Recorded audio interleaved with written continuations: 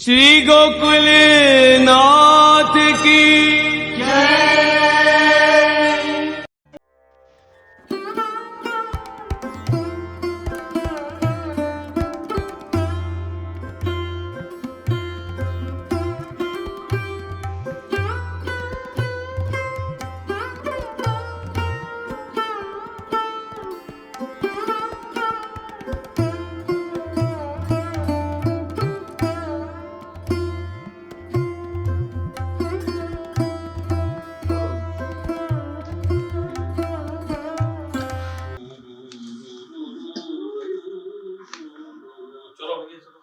गोकुलनाथ की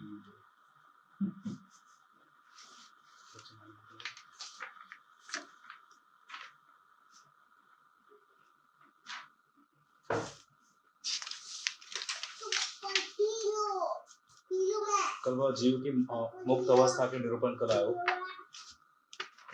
आज आसुरी जीवानाम स्वरूप सृष्टि स्थिति मुक्ति नाम निरूपणम। ठीक है।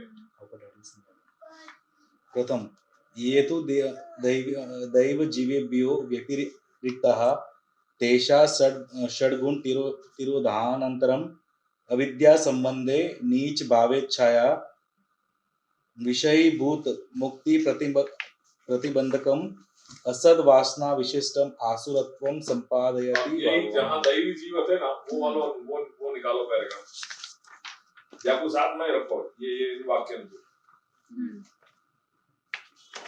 ये दैवत्व संपन्न। ठीक है जी। ये वाक्य और वो वाक्य सामने वो वाक्य देखो।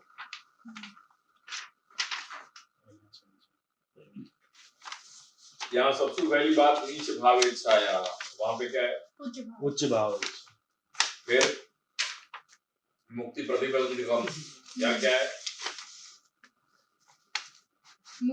मुक्ति योग्य। मुक्ति योग्यम मिले? जी जी मिति योग्य। फिर यहाँ पे है असद वासना विशिष्टम, वहाँ क्या है? सद वासना विशिष्ट। और दैवत्व संपादयति भगवान, और यहाँ आसुरत्वम संपादयति। ठीक है, इन वाक्यों को ध्यान में रखिए। वहाँ क्या बात कही और यहाँ क्या बात शब्द हुई है, विरोधपन यहाँ में आ जाता है। तो वो जो बहुभवन रमणेच्छयासु विचारित जो बहुभवन की सिद्धि है, वासु जो सारी सृष्टि जो प्रकट करी श्री प्रभु ने एको हम बहुश्याम के रूप में, उनमें जो दैवी जीवन सु अतिरिक्त है, व्यतिरिक्त है, अतिरिक्त जो अलग है उनको, तेषाम उन जीवन को षड्गुण तिरोधानानंतरम, षड्गुण के तिरोधान हो जाने के बाद, वो वहां पे भी हो रही है प्रक्रिया, यहाँ पे भी हो रही है, वो सब कॉमन है। अविद्या संबंधे, अविद्या के संबंध होने पे नीच भावे छाया विषयी भूतम एनम अधोनिमीषति, मैं आपको नीचे गिराऊं। तो वह प्रकार में वो भी कहीं ना कहीं उद्धार तो है ही, जो भी है वो सब कुछ भगवत कृपा और भगवत इच्छा पे अवलंबित है। तो नीच भावे छाया, वहां पे उच्च भावे छाया, वो विषय भूत और कैसो के जो मुक्ति में प्रतिबंध कराने वालों है। वो दैवत्व क्या है? मुक्ति की योग्यता प्रदान करने वालों है, यहाँ मुक्ति में प्रतिबंध कराने वालों है। ऐसा जो असद वासना विशिष्ट जो बीज है आसुरत्व, वो भगवान वहां पे संपादन करें। तो कहीं सदवासना विशिष्ट जो है उच्च भावेच्छा को विषयी भूत, उच्च भावेच्छा विषयी भूतम सूक्ष्म सदवासना विशिष्टम मुक्ति अधिकार रूपम दैवत्वम संपादयति भगवान। और उनसे जो अतिरिक्त है दैवी जीवन से जो अलग अलग सृष्टि है, वहां पे नीच भावेच्छा विषयी भूतम मुक्ति प्रतिबंधकत्वम प्रतिबंधकम असद वासना विशिष्टम आसुरत्वम संपादयति भगवान। तदा ते आसुर जीवा उच्यन्ते, तब उनकी संज्ञा क्या होगा? आसुरी कहे जाए।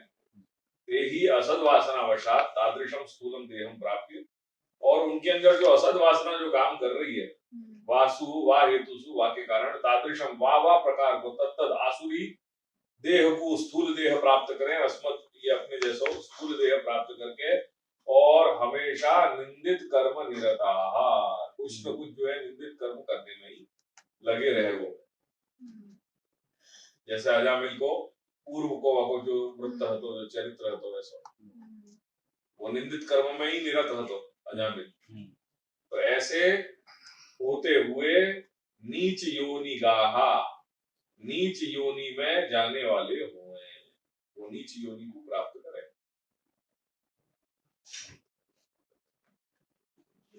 ये आपको स्वरूप बताया वो, ये आसुरी जीवन को स्वरूप बताया।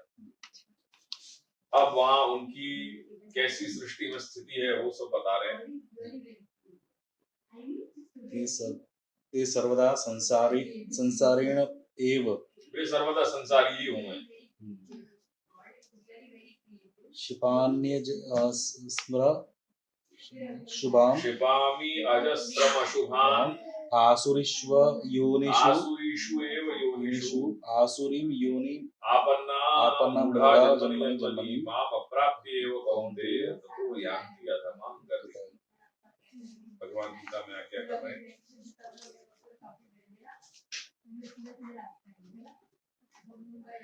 क्या मूढ़ हैं वो लोग, अपने सच्चे स्वरूप को नहीं जान रहे हैं और करके जन्म जन्मांतर में वो हमेशा भव बंधन के ही चक्र में पड़ते रहेंगे, वो कभी भी मुझको प्राप्त नहीं करेंगे। माम अप्राप्य एव ततो यान्ति अधमां गतिम्, अंततम नरक को प्राप्त होंगे।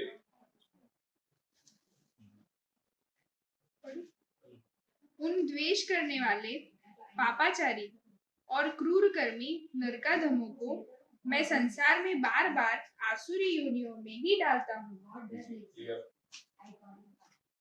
चल और पूरा कर ले।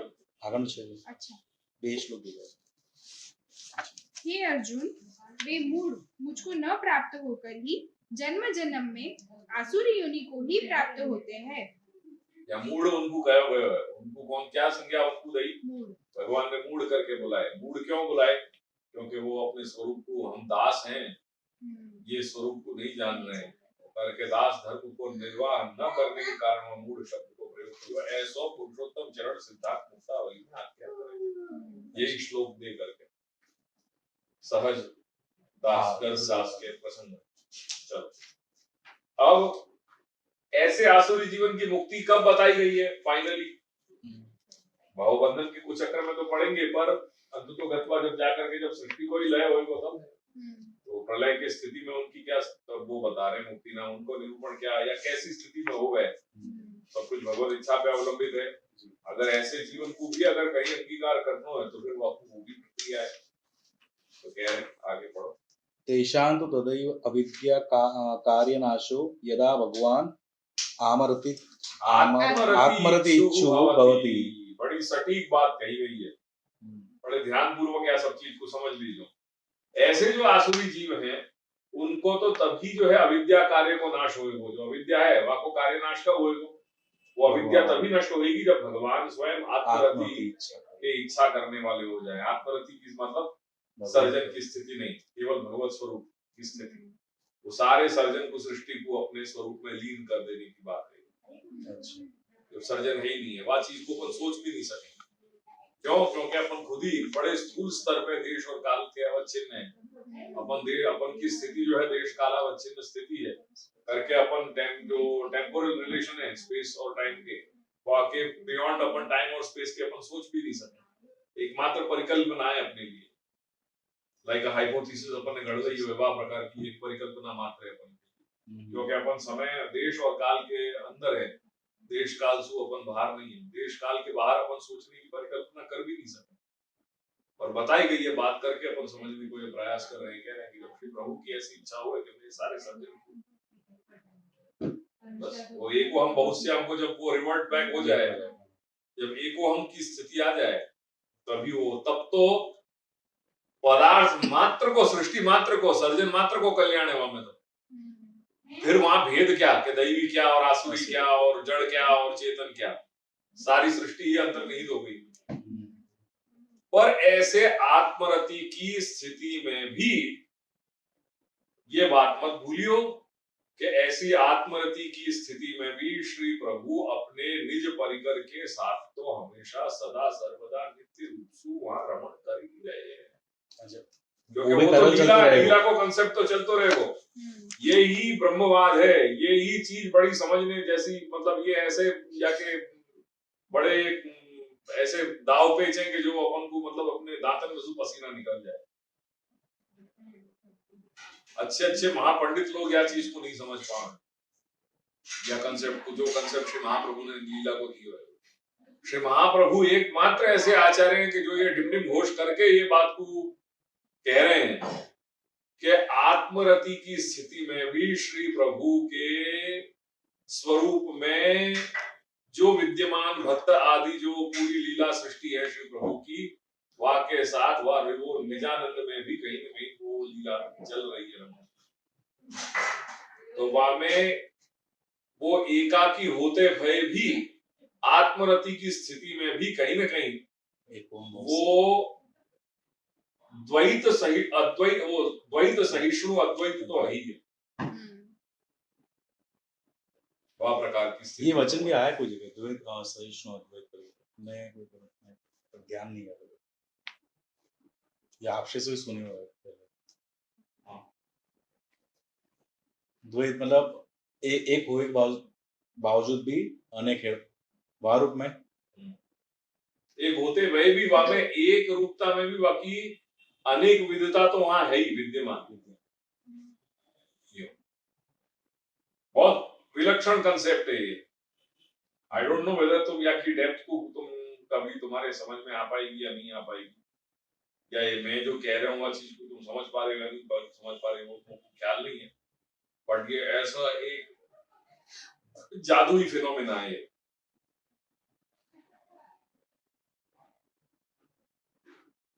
वो उदाहरण करोड़िया की तरह, वो क्या बोला, स्पाइडर जाल बुनते हो जाएगा, वो जाल को प्रकट भी कर ले और फिर वह जाल को अंदर समेट भी ले, समथिंग लाइक दैट। ये तो आपको बहुत स्थूल उदाहरण दे रहे हो, but just to make you realise कि वो चीज। तो वह स्थिति में जब आत्मरति के इच्छु हो जाए श्री प्रभु, तब तो सब कुछ जीव मात्र को, पदार्थ मात्र को कल्याण है ही। तदा भगवान अविद्या कार्यम संसारम सर्वत्र स्थितम स्वयमेव जीवकृत साधन अनपेक्षो नाशयति। ऐसी स्थिति में सब कुछ जो है वो भगवत इच्छा पे अवलंबित है। वहां श्री प्रभु कोई के सापेक्ष नहीं है। वास्तव में जो है वो सर्वेश्वर आप्त काम है, वो करके खुद की इच्छा प्रकट करें और खुद की इच्छा प्रकट करके, कामना प्रकट करके वो कामना भी स्वयं अपने ही सामर्थ्य से पूरी करें। मैं कोई चीज की कामना करूं और वो कामना मेरे लिए कोई पूरा करे दूसरों सामने वाले व्यक्ति, ऐसी स्थिति यहाँ नहीं है। वह स्थिति में वो श्री प्रभु अपनी कामनाएं खुद प्रकट करें कि मेरी ये इच्छा है, मैं या वस्तु की या पदार्थ की कामना कर रहे हूं, और वो कामना की संपूर्ति भी स्वयं अपने ही सामर्थ्य से करें। और कोई को वो कोई के सापेक्ष नहीं है, वहां निरपेक्ष सन।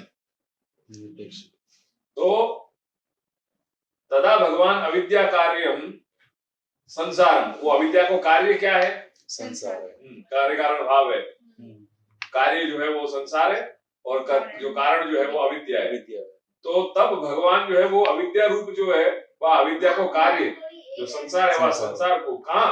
सर्वत्र स्थितम, जहां जहां संसार की स्थिति हो रही है वो वहां स्वयमेव जीवकृत साधन अनपेक्षो,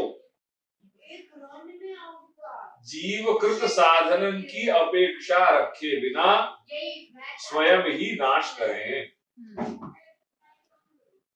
संसार नष्ट कर दे। जो संसार की बात अपने नाश करने की बात मुक्तावली में अवांतर फल के रूप में बताई गई है। मुख्य फल क्या है? प्रभु अलौकिक सामर्थ्य।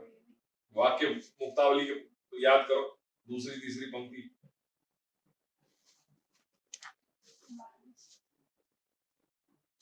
मानसी सा परामता, वाक्य बाद चेतस्तत्श्रवणम सेवा तत्सिद्ध्यै तदनुतजा। कृष्ण सेवा से नहीं, आगड़म बगड़म बोल वो रहे तो हो। मानस परमात्मा पहले ही आ गया। ततः संसार दुःखस्य निवृत्तिर्ब्रह्मबोधनम्। तो जीव को मानसी की अपेक्षा है। तथा संसार दुःखस्य निवृत्तिर्ब्रह्मबोधनम की अपेक्षा नहीं है, पर जो ब्रह्म संबंध माने कियो है वह ब्रह्म संबंध में इतना सामर्थ्य है कि वो ब्रह्म संबंध वाकु न चाहते भय भी संसार दुख की निवृत्ति करा करके और ब्रह्म बोध करा दे। ये वाको अवांतर फल है ब्रह्म संबंध लेने को। यद्यपि अनभिलषिते ते दो चीजें द्विवचन को प्रयोग है। तत्ते तानी तो ते, तो यद्यपि अनभिलषिते ते के अनभिलषिते संसार दुख से निवृत्ति ही अथ च ब्रह्मबोधनम। दो बात। तो यद्यपि अनभिलषिते थे, जीव को यद्यपि वाकी आकांक्षा नहीं है, वाकी इच्छा नहीं है, वा दृष्टि सु वो फल की मनोकामना सु वो ब्रह्म संबंध नहीं ले रहे हो। जो आत्मनिवेदन कियो है वो आत्मनिवेदन या फल या हेतु सु वो नहीं कर रहे हो। वो तो मात्र जो है वो भगवत आज्ञा मान करके कि मैं दास हूं और श्री प्रभु मेरे स्वामी है, सेवक को धर्म में मालिक की सेवा करना, वा दृष्टि सु वो आगे प्रवृत्त भयो है। और जो वाले ब्रह्म संबंध लिए है वह ब्रह्म संबंध के मैं इतना सामर्थ्य है कि वो ये कराने के साथ साथ नहीं चाह रहे हो फिर भी तुमको एज अ बोनस तुमको वो दे दे रहे हो। तो बोनस क्या है? संसार ब्रह्मबोधनम। या बात को वहां श्री गोसाई बाबा आज्ञा कर रहे हैं कि यद्यपि अनभिलषिते ते तथापि वस्तु स्वभावात् भवति इति भावो ज्ञाप्यते। तथापि वस्तु स्वभावात्, जैसे जीव कोई अपनापन बार बार कह रहे हैं भाई जीव अपना स्वभाव नहीं छोड़ सके, ऐसे ही ब्रह्म संबंध को स्वभाव है ये कि वो आत्मनिवेदन कियो है वो वहां वार रूप में मानसी तो सिद्ध करेगा ही करेगा, और वह को स्वभाव भी है कि वहां के साथ साथ ये भी अवांतर रूप में वो अवांतर फल के रूप में ये भी तुमको उपलब्ध कराई देता है। भले ना तुमको वहां की जरूरत नहीं हो, वो बात अलग है, बट वहां में अंदर सामर्थ्य है कि वो ये चीज करा दे। तो करके कह रहे हैं कि यद्यपि अनभिलषिते थे तथापि वस्तु स्वभावात् भवति। किम भवति? संसार दुख से निवृत्तिर्भवति अथ च ब्रह्मबोधनं भवति इति भावो ज्ञाप्यते। ठीक है जी। तो वहां स्वयं श्री प्रभु कोई भी जीव के द्वारा जो बताए किए गए जो साधन है उनको निरपेक्ष होकर के स्वयं अपनी इच्छा से जो है वो सब नाश कर रहे हैं, वो संसार जो है वो नष्ट कर रहे हैं। संसार नष्ट होते ही स्वयं आपको आत्मज्ञान हो जाए कि मैं कौन, फिर मुक्त अवस्था प्रयास करें। तदा तेषाम आसुराणाम सर्वदोषनाशात्, तब ऐसे जो आसुरी जो जीव हैं सर्वदोषनाशात् पुनः शुद्ध जीवत्वं भवति। जब संसार उनको नष्ट हो गया तो वो निर्मल बन गए, उनकी सारी जो है उनको आत्मस्वरूप को आत्मज्ञान हो गया, मैं कौन हूँ क्या करना है। तो पुनः शुद्ध जीवत्वं भवति, पुनर्मुषिका भव, फिर से वो पहली स्थिति में आ गए, शुद्ध जीव को व्यवहार होने लगे वाले साथ। ततः सर्वत्र जड़ जीवात्मक प्रपंचे तिरोधान कृत वैजात्य नाशार्थम चिदानंदो प्रकटयति तथा पूर्वोक्त जीवेष्वेव अंशद्वयं प्राकट्यम्।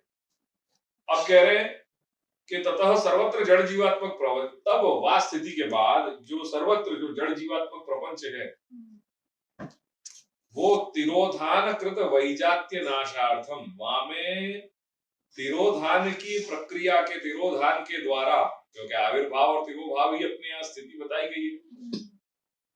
जो सत्पदार्थ है उन प्रत्येक सत्पदार्थ को जो है वो आविर्भाव हुआ और सत्पदार्थ को तिरोधान हुआ। तो वाक्य द्वारा जो वैजात्य नाशार्थम, बाकी जो विजातीयता है वाकु नाश करने के लिए चिदानंदौ प्रकटयति। क्यों? देखो जो मैटर है ना, जब वाकु फिजिक्स की दृष्टि से वाकु जब डाइल्यूट कर लोगे तो मैटर को जो फिनोमिना है वो फिनोमेना में फिर कोई भेद नहीं है। आपको अपन जैसे यहाँ कह रहे हैं पंचत्व वाली जो बात है वो स्थूल भाव को भौतिक भाव को रिड्यूस करके अपन भौतिक लेवल पे बाकी जो वृत्तियां हैं सारी आधि भौतिक, वो आधि भौतिक वृत्ति तक वो को रिड्यूस करके अपन मैटर को ला सके, जो ग्रॉस फिजिकल मैनिफेस्टेशन है वो। तो वह स्थिति में कह रहे हैं कि वह रूप में तो वहां कोई भेद ही नहीं रहे हो। अगर वो को रिड्यूस करके ग्रॉस फिजिकल मैनिफेस्टेशन तक ले आओगे एज अ मैटर, तो वहां में वैजात्य नाशार्थम, जो विजातीयता है, जो अपने से रिलेट नहीं कर पा रहे हो जीव, मतलब जीव जैसे संसार असुरी हो तो संसार नष्ट हो गया होगा। संसार के नष्ट होने के बाद, क्योंकि संसार जब तक आता हो तब तो वहां पे सब कुछ विजातीयता आती, विविधता आती। वो जब मिट गए हो, जब वो संसार ही नहीं रहे हो, तो वो शुद्ध ब्रह्मत्व में वो शुद्ध वो स्थिति में ही आ गए हो करके यहाँ कह रहे हैं कि ततः सर्वत्र जड़ जीवात्मक प्रपंचे तिरोधान कृत वैजात्य नाशार्थम चिदानंदौ प्रकटयति। फिर जब जड़ जीव को जो प्रपंचात्मक जो भेद है, वह जड़ जीवात्मक प्रपंच में ये विजातीयता की जो नाश, जो विजातीयता जो दिखाई दे रही है, वो प्रतीति अगर कहीं हो रही है वह रूप में स्थूल, कि ये सब कुछ जो है मेरे से भिन्न है, तो ऐसी जो प्रतीति है वो प्रतीति को नष्ट कराने के लिए चिदानंदौ प्रकटयति, चिद और आनंदांश को प्राकट्य, सत तो है ही, सत तो है ही है। मतलब जड़ जीवात्मा कह दिया तो सत है, और फिर चिदानंद, चिद और आनंद दोनों हमें प्रकट हो रहे हैं नाश होने के बाद। तदा पूर्वोक्त जीवेष्वपि अंशद्वय प्राकट्यम करके, जो पूर्वोक्त जीव हैं उनमें भी, कौन से पूर्वोक्त जीव, जो आसुरी होते हैं, आसुरी, क्योंकि उनकी मुक्ति कैसे बताओगे आप, उनकी मुक्ति की तो बात करनी है ना। तो मुक्ति की स्थिति जो प्रोसेस है, वो प्रोसेस कैसी वही उनके कि या प्रकार से जब वैजात्य नाशा हो जाएगा और चिदानंद जो है प्रकट हो जाएगा, सो चिदानंद प्रकट होने पे वहां पे भी उनमें भी वह प्रकार की जो है वो योग्यता आ जाएगी, और वो आसुरी जीव जो है मुक्ति के योग्य बन जाएंगे, जैसे प्रहलाद जी। तथा पूर्वोक्त जीवेष्वेव अंशद्वय प्राकट्यम, दुआई केवल को तात्पर्य बाबा दोनों चिदानंद हो, चिद और आनंद, चिद और आनंद अंश।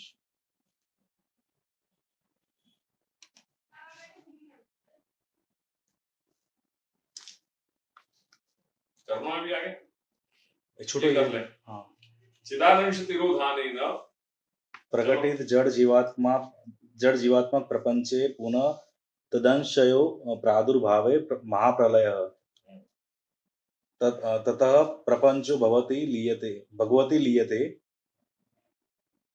तदा एव भगवान अक्षरस्यापि पुरुषोत्तम। ततः प्रपंचो भगवती लीयते, जब वो स्थिति आ गई, अंशद्वय को प्राकट्य हो गया, चित और आनंद अंश को प्राकट्य हो गया, फिर तो सर्वत्र ब्रह्म रूपता आ गई।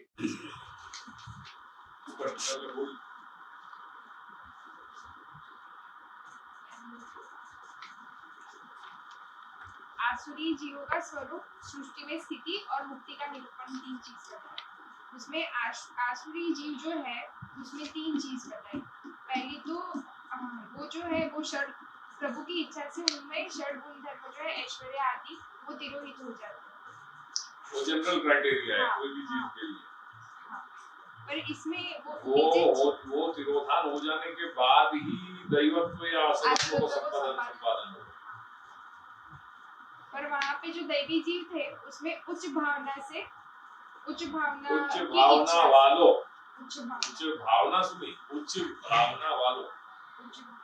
उच्च भावेच्छा विषयी भूतम, और यहाँ पे नीच भावना वालों, वहाँ पे मुक्ति देने वालों, मुक्ति योग्य, और यहाँ पे मुक्ति में जो प्रतिबंध करावे वैसे, वहाँ पे सद्वासना विशेष और यहाँ पे असद्वासना विशेष। आसुरत्व का संपादन श्री प्रभु करते हैं, उसे आसुरी जीव कहा जाता है। ये आसुरी जीव का स्वरूप हो गया।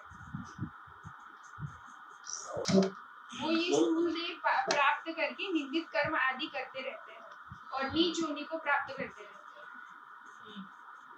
फिर उनकी सृष्टि में स्थिति, तो वो आसुरी योनि प्राप्त करके वो मूढ़ जीव है और वो आसुरी योनि प्राप्त करके नहीं, आसुरी योनि यानी नीच योनि में वो जन्म लेते हैं और वो मूढ़ जीव है क्योंकि वो प्रभु के स्वरूप को यानी अपने स्वरूप को नहीं जानते हैं कि मैं प्रभु को अंश हूँ, और फिर वो जन्म मरण के चक्र में घूमते रहते हैं। ये गीता जी के संदर्भ से। फिर उनकी मुक्ति,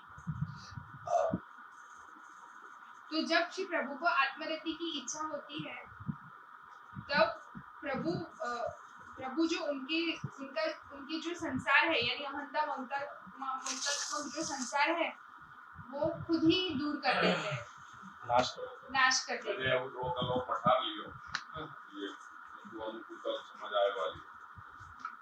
उन आसुरी जीवन की अविद्या तभी नष्ट होवे जब भगवान की आत्मरति करने की इच्छा हो। पहली चीज,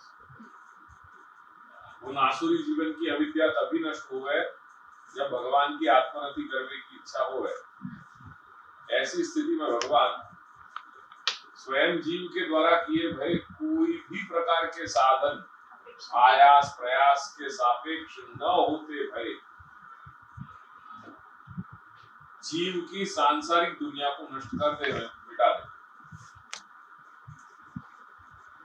जीवगत साधन की यहाँ पे दृष्टि नहीं, अपेक्षा ही नहीं, क्योंकि जब तक सांसारिक स्थिति में जीव है तब तक वाकई मुक्ति संभव नहीं। अतः जीव के विमुक्त्यर्थ वाकई अभिमत्यात्मक संसार को नाश करना आवश्यक है। संसार कैसा अभिमत्यात्मक है? अहंता ममतात्मक संसार तस्य नित्यत्वात् सत्याज्य।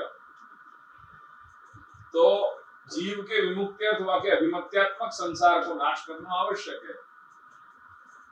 जीव की सांसारिक दुनिया के नहीं रहने पे वाकई सर्व प्रकार के दोष दूर हो जाए और वो शुद्धावस्था को प्राप्त हो जाए।